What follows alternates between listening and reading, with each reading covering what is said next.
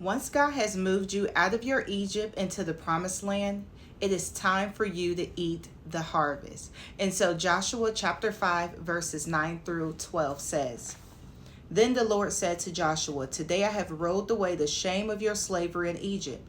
So that place has been called Gilgal to this day. While the Israelites were camped at Gilgal on the plains of Jericho, they celebrated the Passover on the evening of the 14th day, the first month.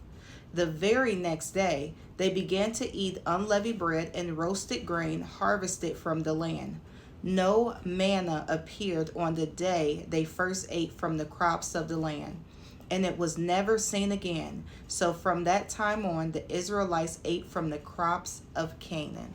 And so I just want to tell you that once God shifts you out of your Egypt to the promised land, he wants you to eat the harvest. So once God began to shift you from your Egypt to the promised land, it may appear that your resources are running out. You may have a career change. You may be codependent and relying on someone. It may seem as your finances is drying up. Your relationships are drying up. And God wants you to know that it was just a resource to get you through your Egypt.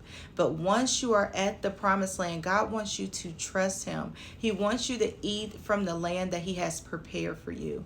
And so as you begin to be on your promised land, he needs you to dig deep in your purpose on what you're called to do. He wants you to plant those seeds that he has given you so that year after year you continue to eat from the harvest.